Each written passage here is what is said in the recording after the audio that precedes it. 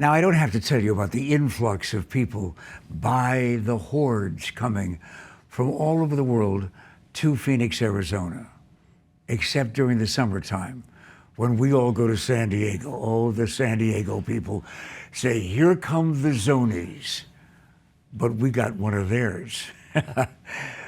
Welcome, belatedly, but welcome to the Valley of the Sun and the Diocese of Phoenix, Bishop John Dolan. Thank you, Pat. It's great to be here, truly. Is it really? I want to know if you miss the ocean. Well, I haven't had time to miss the ocean, to be honest. Yes, I've been here for 6 months and kind of drinking from a fire hose, tried to get acclimated to the Diocese of Phoenix and also to the wonderful state of Arizona. So, but it's been a sheer joy. The hospitality is great here.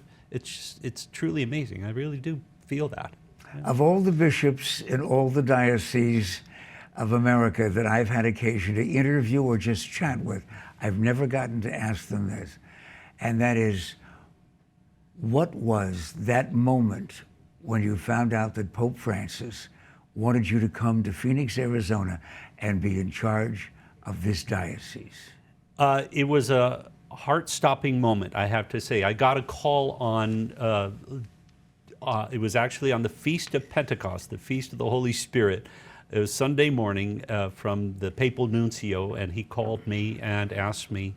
No, he didn't ask me. He said the Pope has assigned you. So I got voluntold to come here, but it was a sheer joy to accept that that call and really to move over here. It's not far from my family. My mom and dad are still alive. My mom is 92, my dad's 93, so I get to drive back to San Diego. It's about a 5.5 hour drive and pay him a visit. I'm going to do that in a few days myself. So it wasn't a matter of multiple choices. Would you like to do this? No, clearly it was a sheer joy.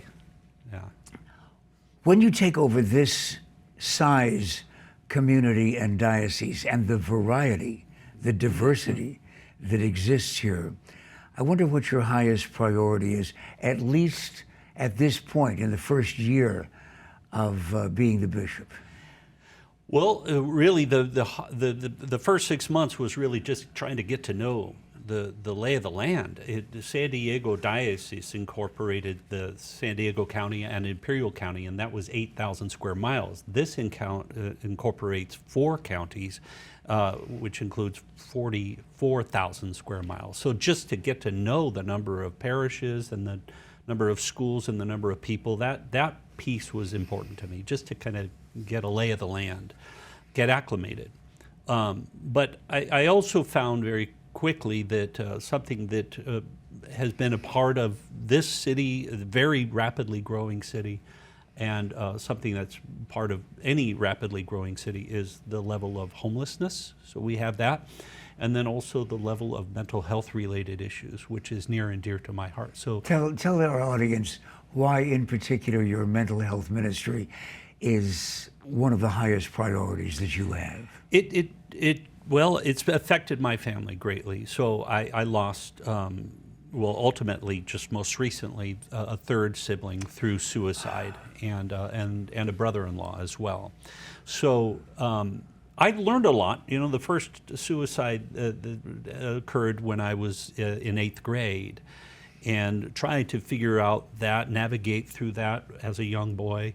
And then when I was in college, my sister had died by suicide and her husband the very next day.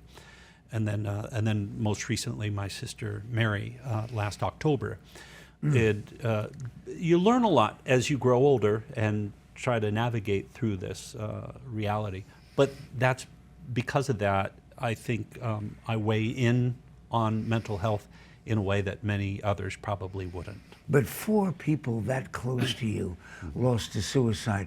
And it also occurs to me, as another Irish Catholic, how the church has changed in its attitude. Yes, indeed.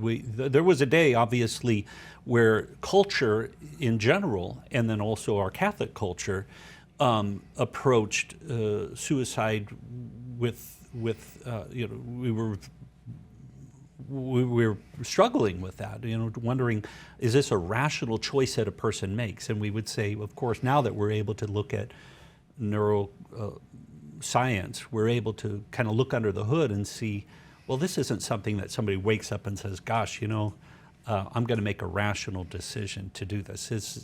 There are levels of culpability that have to be taken into account, and a lot of that is based on neurology and holes in the brain and all of the rest. So this is just such a brief visit, but of course I hope that it's the first of many. I really would like to know if you feel that the church can do anything to help with the immigration problem. You come from a place that close to the border, you're in a place that close to the border. Right. And so I guess yes, that's true. And so San Diego or down in the South Arizona, that is something where they have to roll up their sleeves in it probably in a greater way than we might have to here in Phoenix. But all that said, immigration is very important to us as a church, mainly because these are human beings, and we're called to touch the hearts and the lives of human beings, and so we respect the laws and the understanding of nations to protect their borders, and that's all fine. But we also want to make sure that we're tending to the souls and the hearts of people who are just trying to eke out a living, and make sure that they can survive the next day. So, Bishop Dolan, I really do hope that you'll make this a regular stop. Well, I would love to, Pat. As you make those important church calls in our neighborhood, come by. You're always welcome here, and there's so much to talk about. Indeed, there is. Thank you. And I noticed that you even have the length of time that it takes to drive from here to San Diego. And you realize, I hope, that now, even though that you're the bishop of the Diocese of Phoenix, to them, you're just another zony. Indeed. It's, of course, always good to have you ecumenically, whatever church you go to or not. Please continue to stay with us on Channel 7.